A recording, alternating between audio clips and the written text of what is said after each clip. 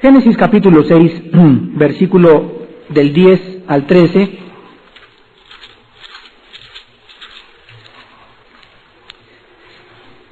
Dice así: y engendró Noé 3 hijos, a Sem, a Cam y a Jafet. Y se corrompió la tierra delante de Jehová, de Dios, y estaba la tierra llena de violencia. Y miró Dios la tierra, y he aquí que estaba corrompida, porque toda carne había corrompido su camino sobre la tierra. Dijo pues Dios a Noé: he decidido el fin de todo ser, porque la tierra está llena de violencia a causa de ellos. He aquí que yo los destruiré con la tierra. Quiero que veamos el versículo 10 por unos momentos y podamos observar que el Espíritu Santo introduce en esta parte muy especial a los 3 hijos de Noé, a Sem, a Cam y a Jafet. Y veamos nosotros que los 3 hijos de Noé, junto con Noé y con su esposa, vivieron la misma época de inmoralidad y degeneración que vivió también Noé junto con sus familiares. Lo maravilloso de todo esto es que los hijos de Noé lograron escapar la corrupción. Los hijos de Noé no fueron dejados fuera del arca. Ya vimos en la clase pasada en Hebreos 11:7 que la Biblia dice que Noé preparó un arca en que su casa se salvase. O sea, aquí nosotros volvemos a descubrir el por qué Noé era realmente un hombre justo delante de Dios y por qué era un hombre recto. Porque no solamente se preocupó por su vida y sus devocionales y su oración, sino que él constantemente estaba preocupado por sus hijos y su esposa. ¿Saben ustedes por qué lograron los hijos de Noé escapar la corrupción de sus tiempos y por qué nosotros podemos seguir el ejemplo de Noé? Hay 2 factores. Hay 2 factores por los cuales los hijos de Noé escaparon el juicio y la corrupción de la época en que vivieron. En primer lugar, por el testimonio y la enseñanza continua de sus padres acerca de la voluntad de Dios. Vuelvo a repetir, el primer factor que permitió a los hijos de Noé escapar el juicio de Dios era por el testimonio y la enseñanza de sus padres acerca de la voluntad de Dios. ¿Cuántos de ustedes sí le están enseñando a sus hijos la Biblia, pero sus vidas dejan mucho que desear? ¿Cuántos de ustedes realmente tienen devocionales en su casa? Y a lo mejor tienen 3 o 4 devocionales, pero su testimonio privado, la forma como tus hijos ven que tratas a tu esposa. ¿No se imaginan ustedes lo importante que es para nuestros hijos el que ellos se den cuenta de que su papá trata bien a su mamá y de que ellos están viviendo una vida piadosa? Esto es vital para la vida de ellos y para su propia seguridad. Entonces, estoy seguro que Noé no solamente les decía: fíjense que Dios nos ha dicho que nos acerquemos a través de la sangre y a través de las ofrendas, sino que Noé estaba constantemente testificándoles a sus hijos cómo era la vida cristiana. Y en segundo lugar, porque su padre los mantuvo ocupados construyendo el arca. Entonces, esto es absolutamente sorprendente, porque Noé no solamente les comenzó a testificar a sus hijos y a darles buen testimonio, sino que también Noé sabía que la ociosidad es la madre de todos los vicios. Mente vacía, tiempo desocupado, es un taller de Satanás. ¿Y cuántos de ustedes están preocupados por las actividades de sus hijos? ¿Se imaginan ustedes construir un arca durante 120 años? Los hijos de Noé estuvieron no solamente recibiendo alimento, sino que no tenían tiempo libre. Y una de las cosas más importantes para ellos y para nuestros hijos es que nosotros como padres comencemos a preocuparnos realmente cuál es el tiempo que nuestros hijos tienen libre. Porque si sabemos que tienen libre el sábado toda la tarde y nosotros no estamos y nos vamos mi esposa y yo sin saber ni siquiera dónde van a ir nuestros hijos, comenzamos a descubrir dentro de 1 mes o 2 meses que tienen amistades equivocadas. Todos nosotros sabemos con cuántos amigos están saliendo nuestras hijas. ¿Conoces tú personalmente a los amigos de tus hijas? ¿Los conoces personalmente? ¿Sabes quiénes son? ¿Sabes cómo se llaman? ¿Sabes en dónde viven? ¿Sabes de qué familia vienen? ¿Sabes tú con quién van tus hijos los sábados? ¿Sabes tú a la casa y a la fiesta donde van a ir? ¿Sabes tú realmente de qué facha es esa casa? ¿Conoces tú a los amigos íntimos de tus hijos en la escuela? ¿Les has pedido invitarlos a tu casa para conocerlos? Estas cosas contribuyeron a que estos muchachos escaparan de la corrupción de los tiempos de Noé. Y nosotros haríamos bien en seguir el ejemplo de Noé también. Ahora quiero que noten algo, porque hay un hijo de Noé que se desbalagó. Y yo he visto en la Biblia, en los hijos de Noé, en los hijos de Samuel, en los hijos de Saúl, en los hijos de David, en los hijos de Billy Graham, en los hijos de los más grandes misioneros, que hay por ahí una ovejita negra. Y siempre en todas las familias, no importa lo piadoso de la familia, habrá alguien que se quiere brincar las trancas, como dicen en mi tierra. Pero quiero que sepan una cosa: Dios nos promete, queridos hermanos, padres, que si nosotros educamos a nuestros hijos, aun cuando fueren viejos, no se apartarán del camino. Fíjense la promesa. La promesa no dice nunca se apartarán. O sea, sí pueden apartarse, pero ¿saben una cosa? Dios los hace regresar. Y lo he visto con mi propia familia.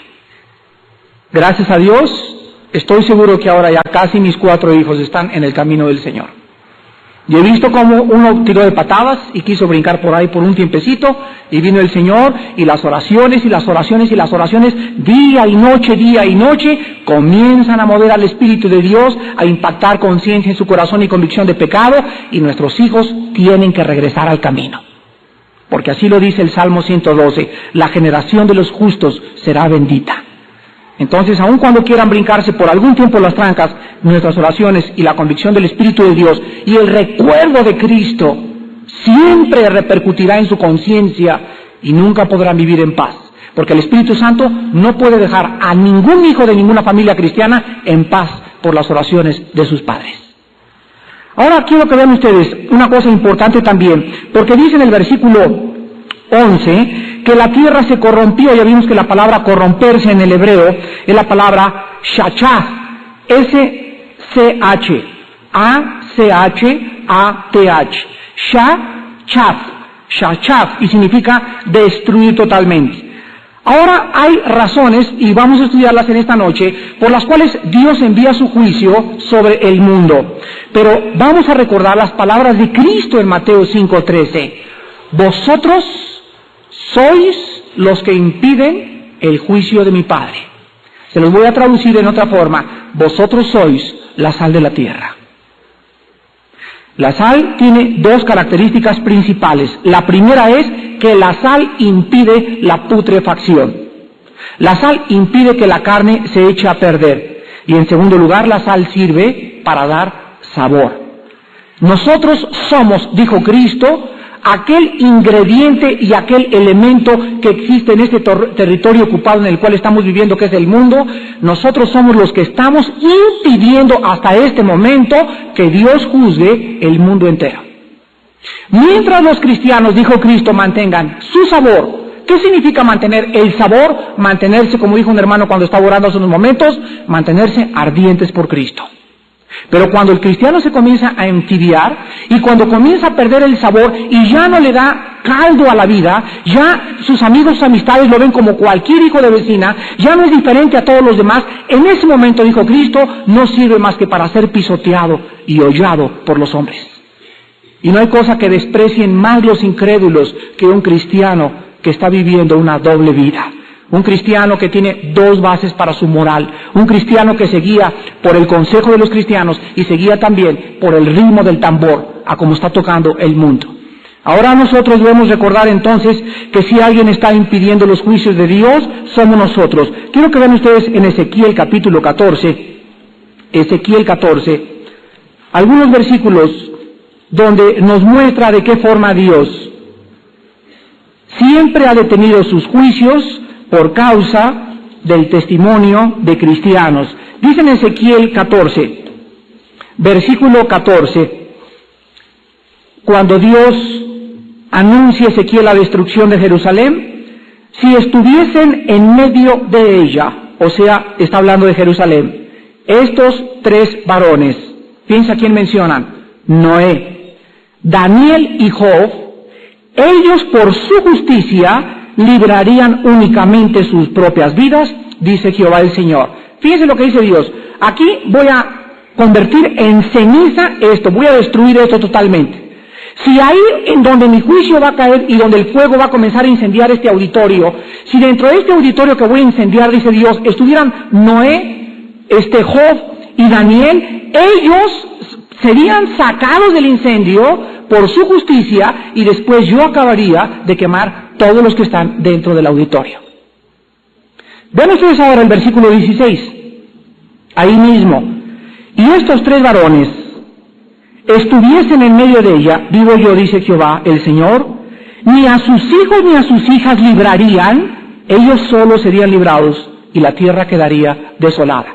Aquí ya vemos un poquito más profundo que cuando Dios ve un juicio por caer sobre la tierra, nunca dejará a su pueblo sufrir el juicio. Y dice la Biblia que si aún estos 3 hombres hubieran tenido hijos, ahí se hubieran quedado los hijos y solamente librarían sus propias vidas. Vean ahora el versículo 18.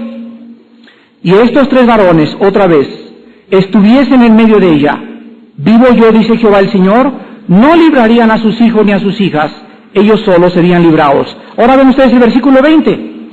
Y si estuviesen en medio de ella Noé, Daniel y Job, vivo yo, dice Jehová el Señor, no librarían a hijo ni a hija, ellos por su justicia librarían solamente sus propias vidas. Quiero que pongan mucha atención en lo que les voy a decir. Muchas familias cristianas actualmente están teniendo un buen testimonio, él y ella, como padres. Y los hijos no se quieren convertir. Y los hijos siguen rebeldes y siguen duros.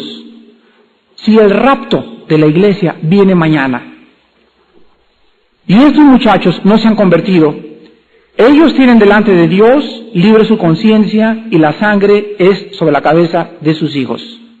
Si viene el rapto mañana y los muchachos no se han convertido, ellos se quedan en la tribulación. Y cuando lleguen al cielo estos padres, Dios no los va a juzgar ni les va a demandar, porque ellos cumplieron lo que Dios les había dicho. Pero la Biblia nos muestra que en muchos juicios estarán uno en la cama y la de al lado será llevado y la que está junto será dejada. Estarán 2 en el campo, uno será tomado y el otro será dejado. Y entre esas parejas puede estar un padre y una hija, una madre con su hija también.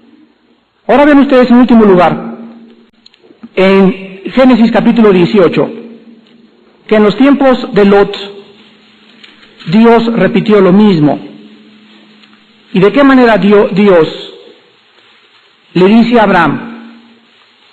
Génesis 18, versículos 26 al 32. Respondió Jehová: si hallare en Sodoma 50 justos dentro de la ciudad, perdonaré a todo este lugar por amor a ellos. Y Abraham replicó y dijo: he aquí ahora que he comenzado a hablar, y a mi Señor, aunque soy polvo y ceniza, quizá faltarán de 50 justos 5. ¿Destruirás por aquellos 5 toda la ciudad? Y dijo: no la destruiré si hallare allí 45. Y volvió a hablarle y le dijo: quizás se hallarán allí 40. Y respondió: no lo haré por amor a los 40. Vean la palabra amor. Y dijo: no se enoje ahora mi Señor, si hablare, quizás se hallarán allí 30. Y respondió: no lo haré si hallare allí 30. Y dijo: he aquí, ahora que he emprendido el hablar a mi Señor, quizás se hallarán allí 20. No la destruiré. Respondió: por amor a los 20. Y volvió a decir: no se enoje ahora mi Señor. Qué terco era Abraham, ¿verdad? Si hablare solamente una vez, quizás se hallarán allí 10. No lo destruiré. Respondió: por amor a los 10. ¿Qué está impidiendo ahorita que México sea juzgado?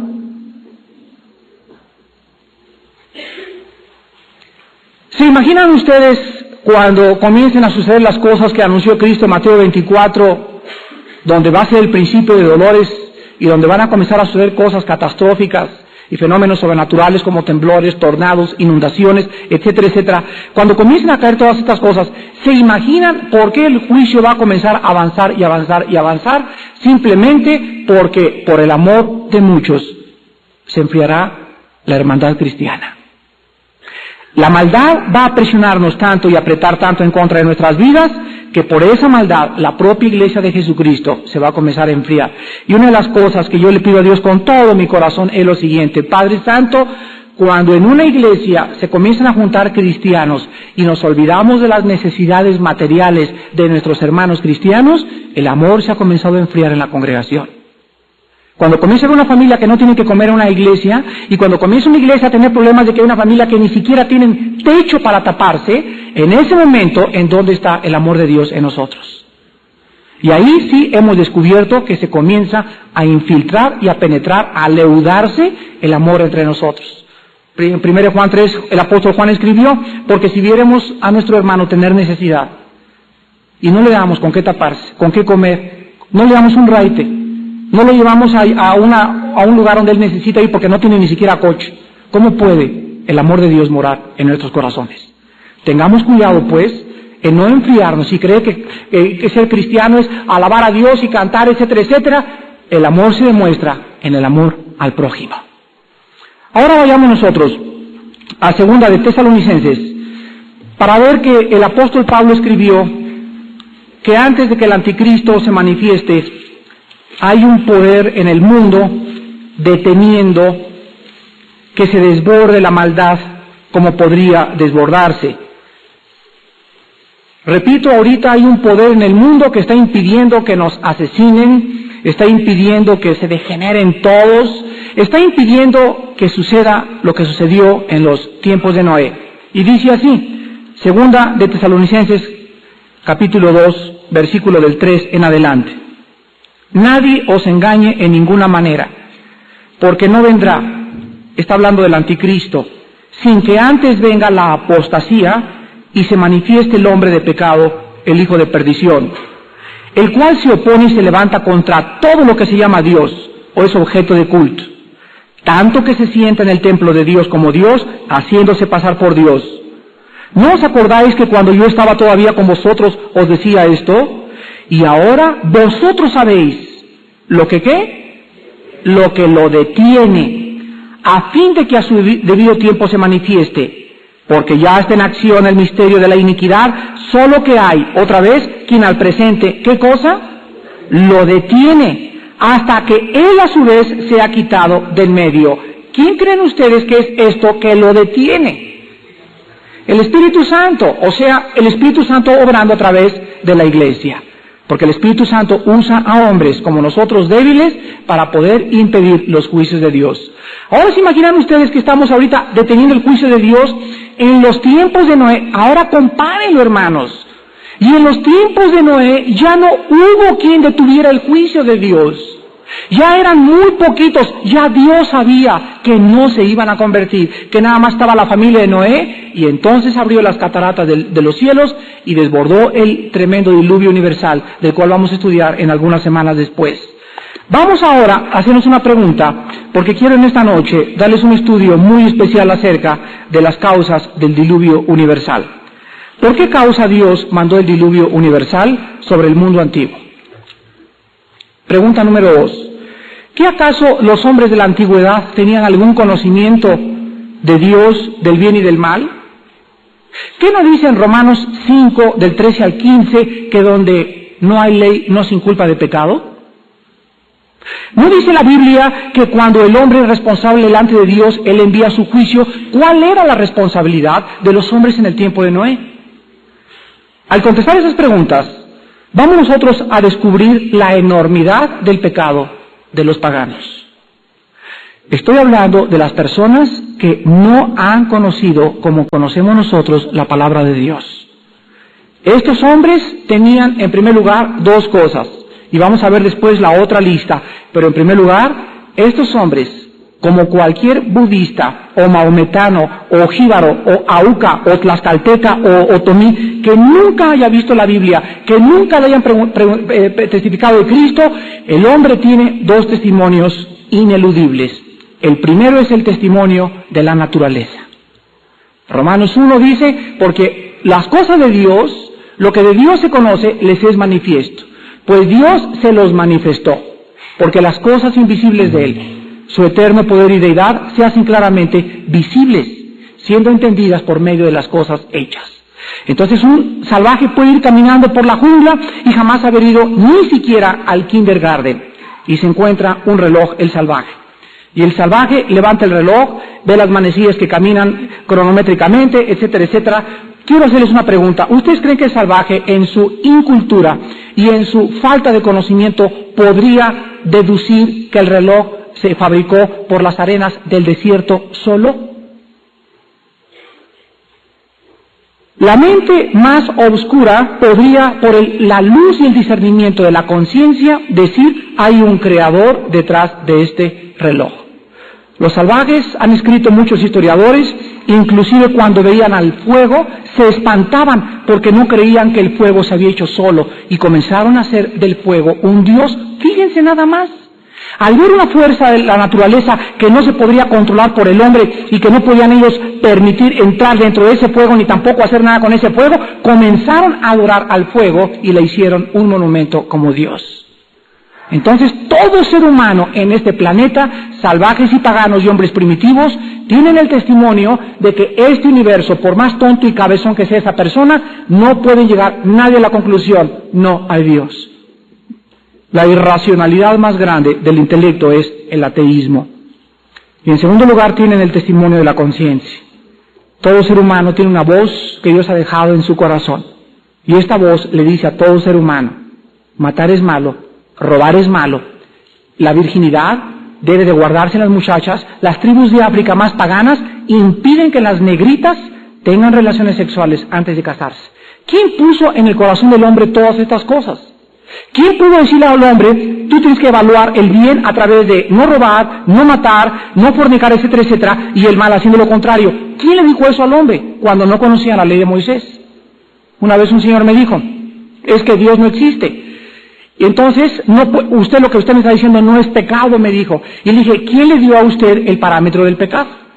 O sea, ¿cómo corrige usted a sus hijos? Le pregunté a este señor ateo. ¿Qué es lo que lo guía a usted o qué base legal o moral tiene para poder decirle a su hija, no fumes marihuana? ¿Sobre qué se basa usted? Si a usted no tiene Dios, inmediatamente usted se está haciendo un Dios. Porque si no hay Dios, somos dioses. Y si somos dioses, nosotros ponemos las reglas. Y si nosotros ponemos las reglas, nos convertimos en un mundo anárquico. Fíjense ustedes a dónde nos lleva esta clase de lógica elemental. A la anarquía total. Y le dije a este señor ateo, yo le apuesto que su hogar es una anarquía, porque cuando los fundamentos son quitados, dice el Salmo capítulo 11, el justo no puede permanecer. El fundamento de un hogar es la palabra de Dios. Y si yo vengo a mis hijos y les digo, no hagas esto, no hagas aquello, y me dicen mis hijos, ¿y tú por qué tienes un amante? ¿Y tú por qué engañaste a mi madre? ¿Y tú me dices que no fumas marihuana y tú eres un borracho, papá, que cada 15 días te pones una borrachera? En ese momento yo no tengo ninguna base legal para poder educar a mis hijos. Mi hogar se convierte en anarquía. Vayamos ahora al primer ejemplo que la Biblia nos muestra en cuanto a las causas del juicio de Dios.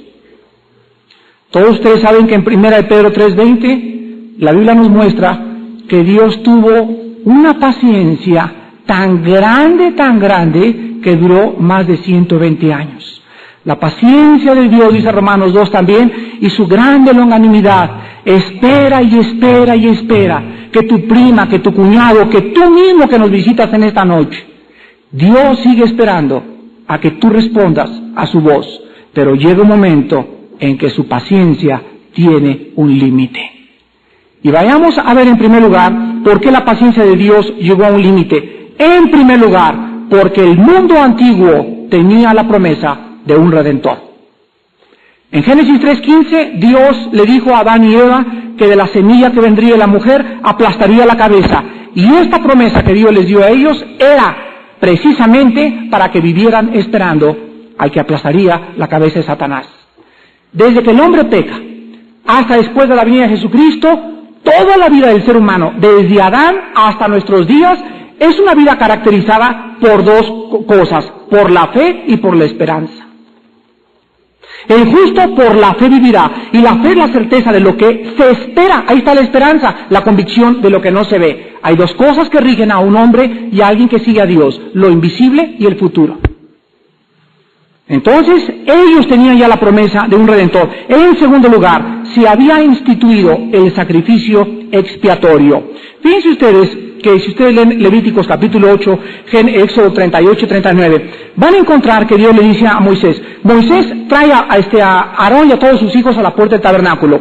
Ya viene Aarón y con todos sus hijos se paran a la puerta del tabernáculo, y en ese momento le dice a Moisés: trae ahora a la gente, y traen a la gente. Muy bien, lo primero que vas a hacer con ellos, le dice Dios a Moisés, es lavarlos. Entonces agarran a Aarón y a sus hijos y comienzan a lavarlos uno por uno, y en eso los hijos los ponen aparte, y comienza Moisés a vestir a Aarón. Y le pone la túnica, el pectoral, el efod, las dos piedras Urim y Tumim, las campanillas abajo, su manto, etcétera, etcétera. Y ya que está vestido Aarón, en ese momento se mete Moisés al tabernáculo y con aceite comienza a ungir todo el tabernáculo.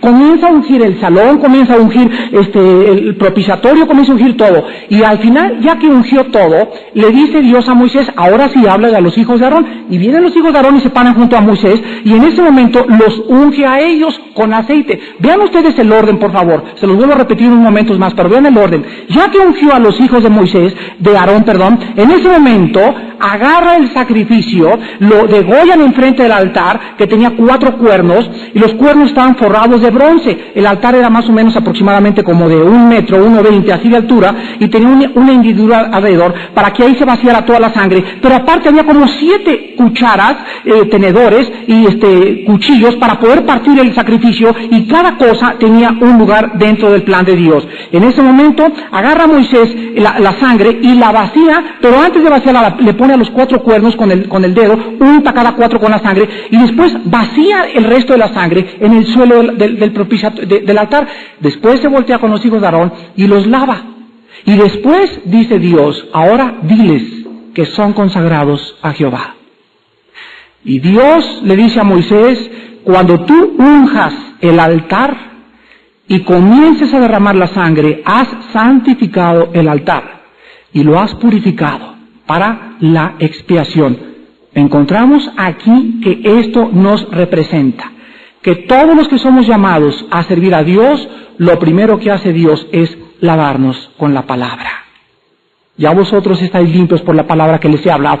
Antes de que Dios me acepte, cuando llego con Dios, yo estoy lleno de llagas, limosneros, aceite, cochinada, quién sabe, cosas de perro, aquí tengo embarradas, y así vengo a Dios. Y me dice Dios: muy bien, te acepto, pero ahora para que yo pueda tocarte, tú necesitas estar limpio, y lo primero que hace es lavarnos con su palabra.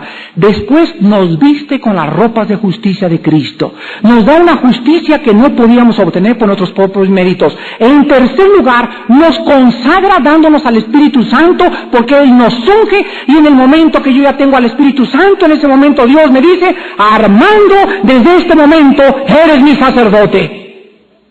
Y cada cristiano en esta noche somos sacerdotes delante de Dios. Hemos sido lavados, vestidos y ungidos con el Espíritu de Dios. Y desde ese momento, dice Dios, los he llamado para ser un pueblo diferente, para que me sirvan ya no en el tabernáculo, sino en espíritu y en verdad. Pues en el Antiguo Testamento encontramos algo muy raro.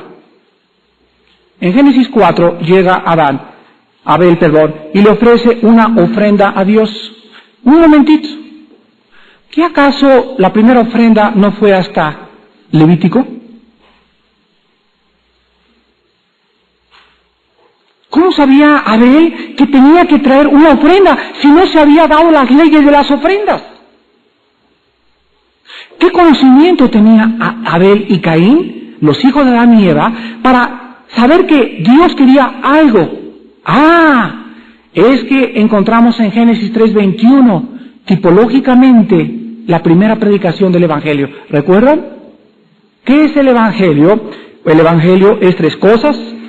Adán y Eva vienen con sus hojas de parra, tapados y desnudos, se paran delante de Dios, les dice Dios: ustedes no se van a tapar. Las hojas de parra representan las religiones y los esfuerzos humanos por ser aceptados por Dios por nuestros propios méritos. ¿Dios qué hace en primer lugar? Mata a un animal. ¿Qué hubo? Derramamiento de sangre. Inmediatamente la piel de ese animal lo usa para cubrirlos a ellos. Y encontramos tipológicamente predicado el primer evangelio en toda la Biblia. La salvación involucra tres cosas. En primer lugar, la salvación es de Dios. Él es el que provee la justicia. Él es el que nos imputa algo que nosotros no podemos merecer. En segundo lugar, tiene que morir un inocente. Tiene que ser a través de la sangre. Sin derramamiento de sangre, Hebreos 9:22, no puede haber perdón de pecados. Y en tercer lugar, la salvación es que tiene que morir un inocente y tiene que haber el derramamiento de la sangre. Entonces, Adán y Eva, cuando crecieron Caín y Abel, se sentaron ahí junto a una piedra y comenzaron a decirles, ¿saben qué cosa, hijos? ¿Saben por qué sufrimos su madre y yo? ¿Saben por qué hemos ido y por qué tenemos estas enfermedades ahora? ¿Y por qué ahora está así la tierra? ¿Y por qué hay espinas, etcétera, etcétera? Porque desobedecimos a nuestro Creador. Y cuando Él nos pidió que quería perdonarnos y darnos su gracia, quisimos unirnos a una religión. Y nos metimos a una religión, le contó Adán y Eva a sus hijos. Y comenzamos a creer que con nuestra religión podíamos ser aceptados por Dios. Pero ¿saben qué? Él nos mostró claramente que no podíamos escondernos de Él a través de una religión. Entonces Dios nos regaló y nos dijo que Él nos iba a vestir y Él nos iba a dar esa salvación que nunca hubiéramos podido comprar nosotros. La misma historia que le contó Adán y Eva a Abel y a Caín es la misma historia que tenemos que contarles nosotros a nuestros. ¿Cuántos de nosotros, antes de conocer a Cristo, no vivíamos de religión en religión, de secta en secta, buscando ser aceptados por Dios? Ahora bien, esta ofrenda que Caín le trajo a Dios no es porque por primera vez en la Biblia, abran sus Biblias en Génesis 8:20, la primera ofrenda o la palabra holocausto, que fue la palabra que se tradujo al castellano del hebreo, en Génesis 8:20, dice la Biblia, edificó Noé un altar a Jehová, y tomó de todo animal limpio y de toda ave limpia, y ofreció, ahí está la palabra holocausto. Si ustedes leen este versículo en el inglés, principalmente en la versión King James, que es la mejor versión que existe, la mejor traducción del hebreo al Nuevo Testamento, al Antiguo Testamento, esta palabra se tradujo burnt offering en inglés, que significa ofrenda quemada. ¿Cuál es la diferencia entre el holocausto o la palabra ofrenda quemada? Bueno, es que es muy importante. La palabra hebrea significa literalmente, es la palabra hola, así como decimos hola pero con H al final. Es la palabra que se tradujo en Génesis 8:20, holocausto, y significa ofrenda quemada, humo que sube, ofrenda que sube.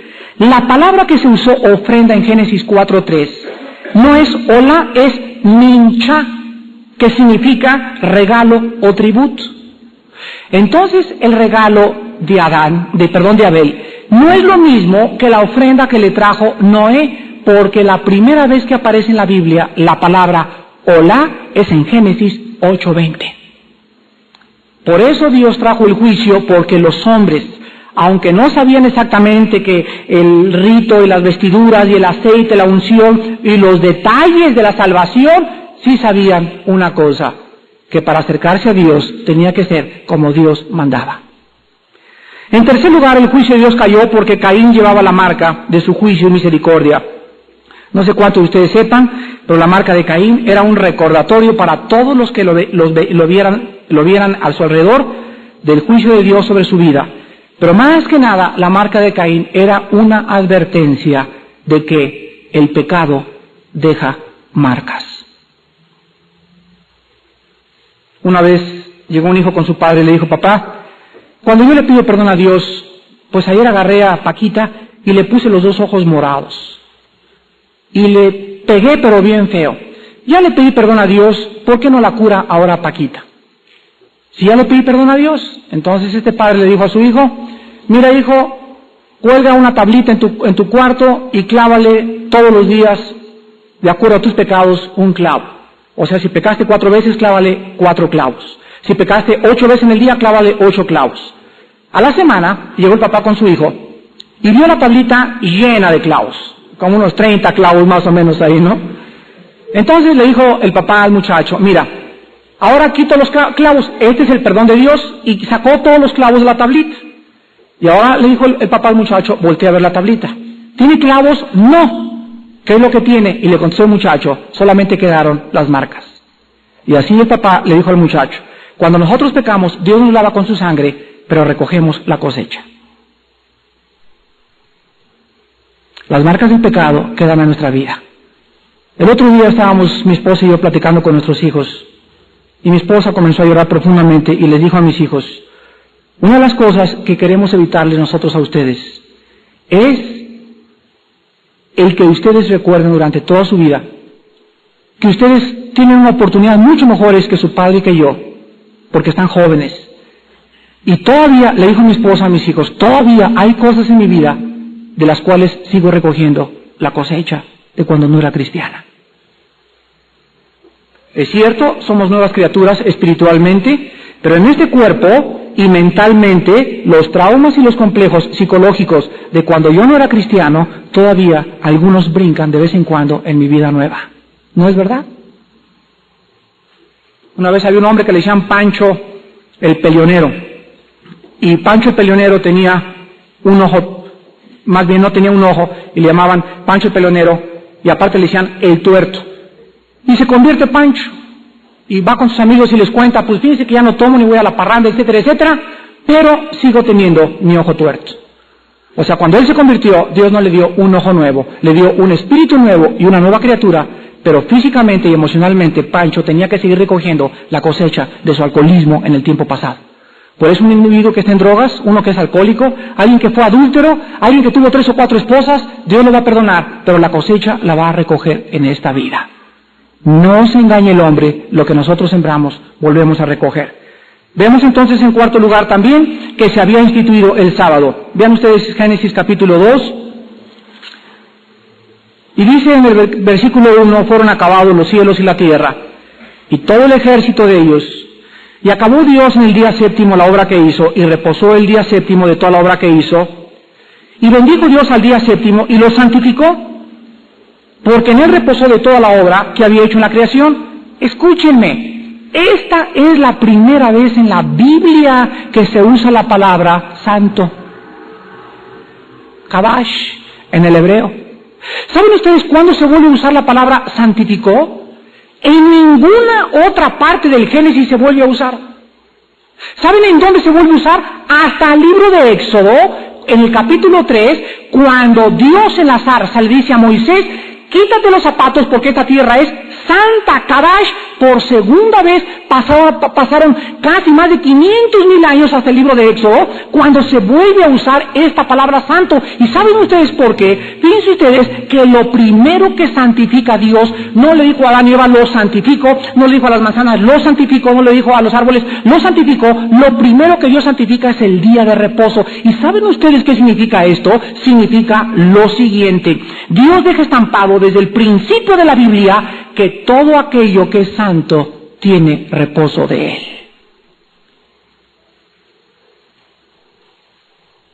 La Biblia nos muestra entonces que para que nosotros podamos entender esto, lo importante que es para Dios la adoración. El día de descanso es lo primero que Dios santifica en la Biblia. Donde Dios está, hay descanso. Donde Dios está, hay descanso. ¿Por qué las naciones están tan turbadas ahorita? ¿Por qué tu vida está tan turbada? Porque no tienes a Dios. Pero desde el principio nos muestra Dios la unión que existe entre el descanso y la santidad. Las personas más santas son las personas que más paz tienen. ¿Por qué se amotinan los pueblos y los gentes piensan cosas vanas? Dice el Salmo número 2, porque han roto las ligaduras y no quieren tener a Dios como su jefe. Pero Dios nos muestra entonces, desde este momento, que la institución de un día santo, de separar un día de 6 días, era porque Dios quería que ese día fuera diezmado, para él se podría decir así, para que el hombre recordara que no solo de pan vive el hombre, sino que hay un día para la adoración. ¿De dónde vino la semana de 7 días? Ya lo dijimos cuando hablamos de los 10 mandamientos. Ningún historiador te puede decir en dónde tuvo la semana de 7 días su origen, más que en la palabra de Dios. ¿Por qué no descansamos 8 días y el noveno trabajamos? ¿Por qué no trabajamos 10 y descansamos el 12º? ¿Por qué tienen que ser 6 y luego 1 7? Y en todo el mundo. Porque Dios desde el principio de la creación dijo, el hombre descansará el séptimo día, pero desgraciadamente hay miles de personas, millones, que no saben para qué sirve el séptimo día. Dios les recordaba con este testimonio al mundo antiguo que Él requería la adoración nuestra. En quinto lugar, la longevidad de los patriarcas les daba testimonio. ¿Cuánto duró Matusalem? 969 años. Adán vivió 930 años. ¿No se han preguntado por qué duraron tanto tiempo? Científicamente no hay ningún problema. No había smog, no había claxons, no había periférico, no había alcantarilla, no había ratas, no había sida, no había letrinas ahí en el piso del mercado, no había nada de las cosas que existen ahorita. Hay personas ahorita que viven en Siberia, en Rusia, y que tienen 145 años de edad. Creo que ahorita la persona más antigua de la humanidad tiene 146 años. Es una señora viejita que vive arriba de Turquía. Bueno, pues durante todos estos tiempos, Adán vive 930 años. ¿Y qué creen que vivía contando Adán por 930 años? ¿Anduvo repartiendo el calimán durante 930 años? Pues dice Pedro, ¿verdad? No podemos dejar de decir lo que hemos visto ni oído. Y ustedes serán mis testigos cuando el Espíritu Santo venga sobre sus vidas. Y Dios dejó tanto tiempo a esa gente porque ellos eran la sal de la tierra. Y mientras ellos vivían, Dios sabía que eran fieles y le hablaban a la gente de Jehová el Redentor. En sexto lugar, nos muestra la Biblia que Dios predicó y vivió, Noé predicó y vivió una vida de fe. Ya lo vimos en la clase pasada. Y en último lugar, dice en Génesis 6:3, aparte de todo eso, dijo Jehová, no contenderá mi espíritu con el hombre para siempre, porque ciertamente él es carne, mas serán sus días 120 años. En último lugar, Dios juzga al mundo, porque también su espíritu les había dado testimonio durante todo ese tiempo. Dios estuvo contendiendo con el hombre largamente y largamente. Y por todas estas razones, los hombres del tiempo de Noé no vivían en la ignorancia para justificar sus pecados. Ellos rechazaron voluntariamente la revelación de Dios y escogieron vivir sus propias vidas. Ahora nosotros en el siglo XX somos 3 veces más culpables que ellos por las 3 razones que les voy a dar. Escúchenme muy bien. Si Dios juzgó al mundo antiguo y no tuvo misericordia, sino que llegó al límite de su paciencia e inundó el mundo entero, nosotros somos 3 veces más culpables que ellos. Imagínense lo que les estoy diciendo. La primera razón por la cual somos más culpables que ellos es porque ya vino el Redentor. Y aquel verbo fue hecho carne y habitó entre nosotros, y dicen los que escribieron, vimos su gloria, gloria como del unigénito Hijo del Padre, lleno de gracia y de verdad. Ahora Cristo, el Redentor prometido, ya vino, ya se cumplieron las promesas, y ahora nosotros ya ni siquiera podemos decir fue un mito lo del Redentor, porque la historia lo ha podido comprobar. A él se le llama el precursor de la historia, porque la historia se dividió cuando Jesucristo vino al mundo a lavar nuestros pecados. En segundo lugar, somos más culpables que ellos porque la revelación de Dios ya está completa, la Biblia. Ya no necesita Dios hablarnos y ahorita se nos aparece un ángel en la noche, o una Santa Catalina que se me aparezca, o tuve un sueño, hermano, y Dios me está diciendo. No conozcamos la Biblia, por favor. Dice Hebreos 1:1, Dios habiendo hablado muchas veces, o sea, habló más de 3,000 veces, se describe la palabra en el Antiguo Testamento, así dice Jehová, habiendo hablado muchas veces, y de muchas formas, o sea, hablaba por sueños, por visiones, Adán y Eva oían su voz, de muchas formas habló Dios en el Antiguo Testamento, dice Hebreos, ahora en estos tiempos nos ha hablado por su Hijo. Dice en la segunda carta del apóstol Pedro, ahora nosotros haríamos bien en estar atentos a esta palabra como a una antorcha que alumbra en lugar oscuro. ¿Hasta cuándo debe ser la Biblia nuestra única luz? ¿Hasta cuándo debe ser la Biblia nuestra única antorcha? Hasta, dice Pedro, que el lucero de la mañana salga en nuestros corazones. ¿Ven?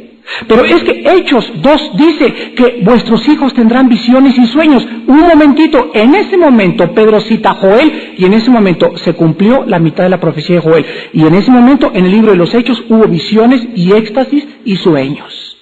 Y esa profecía fue para el tiempo de Pentecostés, pero ellos no tenían la Biblia todavía completa, ni siquiera se había escrito el libro de Romanos, menos el de Apocalipsis. Ahora tenemos la Biblia completa, y dice la última página de la Biblia, el que le agregue, o el que le quite, será culpable de los juicios de Dios. Y en tercer lugar, somos más culpables porque ahora nosotros tenemos una revelación mayor a través del Espíritu que Dios nos ha dado a cada cristiano. En el Antiguo Testamento el Espíritu Santo no había hecho una morada en los hombres. En el Nuevo Testamento ahora Él ha escrito sus leyes en nuestros corazones y en nuestras mentes. El próximo juicio, mis hermanos, será más severo. Y antes de que Dios caiga sobre la humanidad, quiero acabar diciéndoles esto. La próxima vez que Dios juzgue, nos ha dicho claramente que antes que caiga sobre la humanidad, caerá sobre la iglesia primero. Vean ustedes Ezequiel capítulo 9, vamos a ver 3 pasajes. Antes del próximo juicio, la iglesia será purificada. Dice Ezequiel 9. En este pasaje, en este capítulo, encontramos el juicio de Dios sobre Jerusalén. Ezequiel 9, versículo del 4 en adelante. Y le dijo Jehová, le está hablando a los ángeles, pasa por el medio y ponle una señal. Pasa por el medio de la ciudad, por el medio de Jerusalén, y ponle una señal en la frente a los hombres que gimen y que claman a causa de todas las abominaciones que se hacen en medio de ella. Quiero que noten en este versículo, en primer lugar, ¿quiénes eran los que iban a ser librados? Aquellos cristianos que tenían carga por las almas y por lo que estaba pasando a su alrededor. Nada más. Aquellos que estaban cada noche, oh Dios, mira a mi padre, oh Dios, mira a mi esposo, oh Dios, mira a mis hijos, oh Dios, oh Jesús, ¿cuándo vienes? Solamente esas personas estaban viviendo en contacto con el Espíritu Santo. ¿Y por qué están viviendo en contacto? Porque la carga más grande de Dios son las almas. Mira. Versículo 5. Y a los otros dijo, oyéndolo yo, pasad por la ciudad en pos de él, y matad, no perdone vuestro ojo ni tengáis misericordia, matad a viejos, jóvenes y vírgenes, niños y mujeres, hasta que no quede ninguno, pero a todo aquel sobre el cual hubiere señal, no os acercaréis, y comenzaréis. ¿Por el Partido Comunista? Comiencen por los prostíbulos, dice, váyanse primero a Las Vegas. No, a la manifestación que hubo antier de 200,000 homosexuales y lesbianas, ahí comiencen. ¿Dice eso? ¿Qué dice?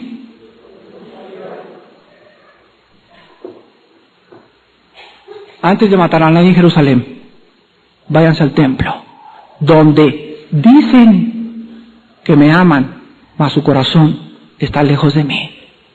Este pueblo de labios me honra, pero su corazón está lejos, lejos de mí. Veamos otro pasaje en 1 de Pedro capítulo 4. En el Nuevo Testamento, vean la armonía tan preciosa de las Escrituras. 1 de Pedro 4, 17.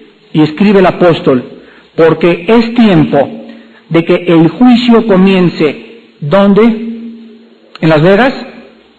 ¿Acapulco? ¿Las discos? El juicio comenzará por la casa de Dios.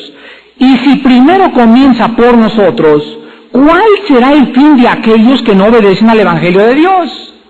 Ahora estamos hablando de que un juicio sobre la iglesia, pero es que no dice Romanos 8:1 que no hay ninguna condenación para los que están en Cristo. Tú lo has dicho, los que están en Cristo. Y dice más adelante, los que no andan según la carne, sino según el Espíritu. Entonces, cuando Dios venga a la tierra y diga, ahorita se acabó México, se acabó el mundo, primero su Espíritu Santo va a entrar a través de la iglesia y lo primero que va a hacer purgar la iglesia, o sea, a todos aquellos que se decían quitar la cizaña y separarla del trigo. Esto es el juicio de Dios sobre su iglesia. Todas aquellas personas que no estaban afianzadas en la palabra y con una teología sana y clara de la palabra de Dios y con una seguridad de su salvación, serán llevadas por el viento. Vendrán los ríos y vendrán las aguas y los vientos y será grande su ruina. No vas a poder sobrevivir, mi hermano, los tiempos que vienen por tu negligencia y tu falta de consagración a Dios. Y en último lugar, vean ustedes en Daniel capítulo 12, cómo se profetizó en el Antiguo Testamento, también que antes de que Dios viniera, Dios limpiaría y purificaría a su pueblo. Daniel 12, del 9 al 10. Él respondió: anda, Daniel, pues estas palabras están cerradas y selladas hasta el tiempo del fin. Muchos serán limpios y emblanquecidos y purificados. Los impíos procederán impíamente y ninguno de los impíos entenderá, pero los entendidos comprenderán. Vean ustedes en primer lugar la palabra limpios. Limpios estamos los cristianos, dice en 1 Corintios 6, por la sangre de Cristo. Emblanquecidos porque cada vez que más estudiamos la palabra de Dios, cada vez debemos de brillar más. Y purificados, cuando Él venga, seremos como Él es. Seremos limpios totalmente de la presencia del pecado. Si todas estas cosas van a suceder, ¿cuánto más no debemos andar viviendo de una manera pía y santa? Si Dios no perdonó a los ángeles, sino que los mandó a juicio eterno a las prisiones de oscuridad. Y si no perdonó a Sodoma y Gomorra, y no perdonó a los tiempos de Noé, tampoco perdonará al siglo XX. Y el juicio de Dios se acerca. La pregunta es, ¿estás tú preparado para encontrarte con Dios? Oremos.